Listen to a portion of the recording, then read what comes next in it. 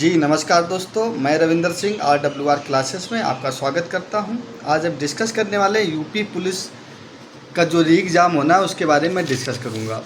मैं क्या क्या डिस्कस करने वाला हूं, मुझे जो जानकारी हुई है, जैसा कि मैंने आपको पहले भी एक बार बताया हुआ था कि जो पेपर आपका होना है 8 शिफ्टों में होगा। क्योंकि पेपर आपका लीक हुआ था, उसी को कंट्रोल करने के लिए प्रशासन और सरकार ये चाह रही है कि पेपर आपको 8 शिफ्टों में कराया जाए। करीब 50 लाख जो बच्चे हैं, उन बच्चों का पेपर ऐसे कराया जाए कि पेपर दोबारा से लीक ना हो। तो इसके बारे में डिस्कस करूंगा कि यूपी पुलिस में कौन कौन से पॉइंट मैं डिस्कस करने वाला हूं। तो परीक्षा केंद्र क्या हो गए, बनने शुरू हो गए हैं। दूसरा क्या है, डिस्कस करूंगा कि पेपर जो आपका 8 शिफ्टों में होना है वो कौन कौन सी डेट है और कब आपके एग्ज़ाम होना है। पेपर लीक कैसे होता है, पेपर लीक कैसे होता है, पेपर लीक कैसे कराया जाता है, पेपर लीक क्यों हुआ और कैसे होता है, इसके बारे में आपको बताऊंगा। पेपर कहाँ से लीक होने के चांस ज़्यादा रहते हैं। जो आपका पेपर लीक मामला आया था, उसके बाद जो री एग्ज़ाम का फैसला लिया गया था, तो री एग्ज़ाम आपका कब तक होगा और कोई किस डेट में होने वाला है। जो बचे हुए आपके दिन हैं, करीब 60 दिन से 65 दिन, उन 60 से 65 दिन में आप तैयारी कैसे कर सकते हैं, उसके बारे में आपको जानकारी देना शुरू करूंगा। और हमारे साथ तैयारी करने के लिए आप इस चैनल को सिर्फ सब्सक्राइब करना, लाइक और शेयर करना ना भूलें। तो हमारे साथ यूपी पुलिस की तैयारी करने के लिए SSC GD का कुछ दिनों में मैं बैच आपको लॉन्च करने वाला हूं, जिससे कि आप फ्री ऑफ कॉस्ट तैयारी कर सकते हैं। RPF वाले बच्चे भी इससे जुड़ जाए, RPF की फ्री ऑफ कॉस्ट तैयारी कराई जाएगी। तो यूपी पुलिस, SSC GD और RPF वाले बच्चे तो ज़रूर जुड़ जाए। बाकी अन्य किसी एग्ज़ाम वाले भी बच्चे इस चैनल को सब्सक्राइब कर दें, लाइक और शेयर करना ना भूलें, जिससे आप फ्री ऑफ कॉस्ट तैयारी कर सके। और PDF नोट्स साथ में मैं प्रोवाइड आपको हैंड रिटन PDF नोट्स आपको प्रोवाइड करूँगा। तो इस चैनल पर आपको ये फ़ायदा होने वाला है, इस चैनल को सब्सक्राइब करने से आप जुड़ेंगे तो आपको हैंड रिटन PDF नोट्स आपको प्रोवाइड किए जाएंगे, जो कि किसी चैनल में आपको नहीं दिए जाते हैं। तो मैं चर्चा शुरू करता हूं कि अभी नोटिस वायरल हो रही है। नोटिस वायरल नहीं कर सकते, हर डिस्ट्रिक्ट जो DM होते हैं उनको क्या है, कलेक्ट्रेट को एक नोटिस जा रही है कि आप परीक्षा केंद्र आप देखिएगा कौन कौन से परीक्षा केंद्र, यानी कि परीक्षा केंद्र बनने अब शुरू हो गए हैं। तो एग्ज़ाम कराने की जो तैयारी है जल्दी ही शुरू होने वाली है, यानी कि एग्ज़ाम आपकी जल्दी, जैसे इलेक्शन ख़त्म हो जाएगा वैसे ही आपका एग्ज़ाम कराना संभव हो सकेगा। तो 4 जून को आपका रिज़ल्ट आ जाएगा इलेक्शन का। इसके बाद कभी भी आपका एग्ज़ाम हो सकता है, तो उसके बारे में डिस्कस करूँगी एग्ज़ाम कौन कौन सी डेट में आपका लगा है।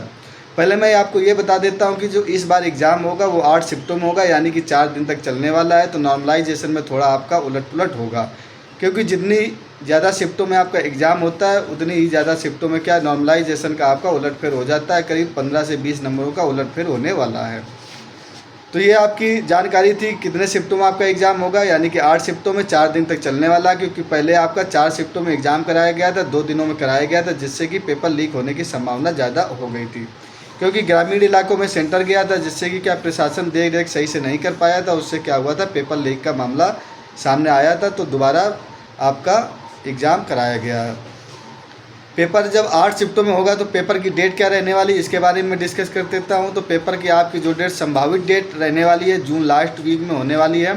जून लास्ट डेट में आपको जून में यदि देखा जाए तो कब कराने जाना संभव, 27, 28, 29 और 30, यानी कि 8 शिफ्टों में पेपर 4 दिन चलेगा। तो 27, 28, 29 और 30 को संभावना जताई जा रही है कि आपका लास्ट वीक जून में आपका पेपर कराया जा सकता है। तो आपके पास ज़्यादा टाइम अब बचा नहीं हुआ है। करीब देखो अप्रैल आपका निकल गया है, तो मई और जून बचा हुआ, लास्ट में ये का एग्ज़ाम है। तो 55 से 60 दिन आपका बचा हुआ है। तो 55 से 60 दिनों में आप तैयारी कैसे कर सकते हो, जिन बच्चों की तैयारी हो गई है वो किस में लग जाए और कैसे तैयारी करें, जिससे कि आपको एक सिलेक्शन मिल जाए और एक वर्दी और एक सरकारी नौकरी मिल जाए। क्योंकि सभी माँ बाप का सपना होता है कि वर्दी, हमारे बच्चे के बदन पर वर्दी होना चाहिए। तो वर्दी आप कैसे पा सकते हो, इसके बारे में आगे चर्चा करूँगा। यदि आपका पेपर 27, 28, 29 जून को होने वाला है तो आप कैसे अब तैयारी करें, नेक्स्ट चर्चा हम करते हैं। चर्चा शुरू करने से पहले आज चैनल को सब्सक्राइब, लाइक और शेयर करना ना भूलें।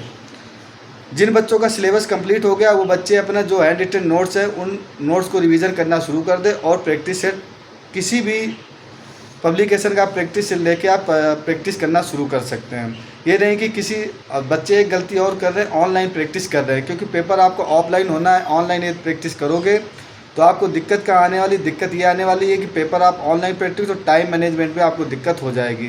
पेपर यदि ऑनलाइन मोड में होता तो ऑनलाइन प्रैक्टिस करते, आपको ऑफलाइन मोड पे पेपर है, तो इसलिए ऑफलाइन मोड में आपको प्रैक्टिस करना चाहिए। हमारे साथ प्रैक्टिस करने के लिए यदि मैं 1 महीने आपको प्रैक्टिस करूंगा, 30 से 35 सेट आपको दूंगा। उस 30 से 35 सेट में आपको 70 to 80% आपको क्वेश्चन मिल जाएंगे। इसलिए हमारे साथ प्रैक्टिस करना शुरू ज़रूर करिएगा, ठीक है। तो मैं आपको 1 मई से आपको प्रैक्टिस देना शुरू कर दूंगा। दूसरी चर्चा मैं ये करने वाला हूँ, आपको जो मूल मंत्र होता है सिलेक्शन लेने का, जो आपने जिन लोगों बच्चों ने अभी तक सिलेबस कंप्लीट नहीं किया है, तो फटाफट क्या करिएगा, जो जहाँ से पढ़ रहा, कोचिंग से पढ़ रहा, ऑनलाइन तैयारी कर रहा या सेल्फ स्टडी कर रहा, अपना फटाफट सिलेबस 15 से 20 दिनों में कंप्लीट कर लीजिएगा। प्रैक्टिस आप जब भी करिएगा जब आपका सिलेबस कंप्लीट हो जाए। यदि सिलेबस आपका कंप्लीट नहीं है तो प्रैक्टिस करने से आपको ज़्यादा कोई फ़ायदा होने वाला नहीं है, क्योंकि जब आपका सिलेबस कंप्लीट होगा, जब आप प्रैक्टिस करोगे तो आपको एक कॉन्फिडेंस लेवल आएगा कि हमारा कॉन्फिडेंस इतना अप हो जाएगा कि ये क्वेश्चन इधर से है, इस बुक से है, इस क्वेश्चन का आंसर ये होगा। यदि आप सिलेबस कंप्लीट नहीं करोगे, उस चैप्टर के बारे में आपको जानकारी नहीं होगी, तो क्वेश्चन कहीं से आएगा तो आपको हवा में ऊपर ऊपर निकल जाएगा, आपको उससे कोई फ़ायदा होने वाला नहीं है। तो लास्ट में 15-20 प्रैक्टिस से ज़रूर करके जाइएगा, जिससे कि क्या है, आपको एक कॉन्फिडेंस लेवल आएगा। और सबसे बड़ा मूल मंत्र ये होता है, जो आपको बचे हुए दिन हैं 55 से 60 दिन इनमें आप सेल्फ स्टडी करने की कोशिश करिएगा। ज़्यादा इधर उधर मत भटकिएगा कि अब ऑनलाइन के चक्कर में मत पड़िएगा। जो आप अकेले पढ़ सकते हो ऑनलाइन से आप उतना गेन नहीं कर सकते हो, ठीक है। ऑनलाइन सिर्फ आपको ये दे सकता है, गाइडलाइन दे सकता है कि आपको कैसे पढ़ना है, क्या क्या पढ़ना है। पढ़ना तो आपको खुद पड़ेगा। और जो बच्चों ने सिलेबस कंप्लीट कर लिया है, जो आपने नोट्स बनाए हुए हैं या किसी के हैंड रिटन PDF नोट्स मिल जाते हैं, उनको आप ज़रूर पढ़िएगा, ठीक है। नहीं तो अब मैंने जो नोट्स आपने हैंड रिटन नोट्स बनाए गए उन्हीं को बार बार 2-3 बार रिवीजन ज़रूर करिएगा। उससे आपका 80 से 90% डाटा मिल जाएगा, ठीक है। तो ये आज की जानकारी थी कि आपके जो परीक्षा केंद्र बनने शुरू हो गए। 8 सितंबर में आपका पेपर कराया जाएगा। जून लास्ट में आपका पेपर होना संभावित जताया जा रहा है। ये 100% नहीं कर सकते कि 27, 28, 29 जून को आपको पेपर हो जाएगा, पर संभावना यही जताई जा रही, जिस प्रकार से सेंटर बन रहे हैं, थोड़ा सुगबुगाहट हो रही कि जून लास्ट में आपके पेपर कराए जा सकते हैं। वीडियो अच्छा लगा हो तो चैनल को सब्सक्राइब, लाइक और शेयर करना ना भूलें। Okay, thank you for watching.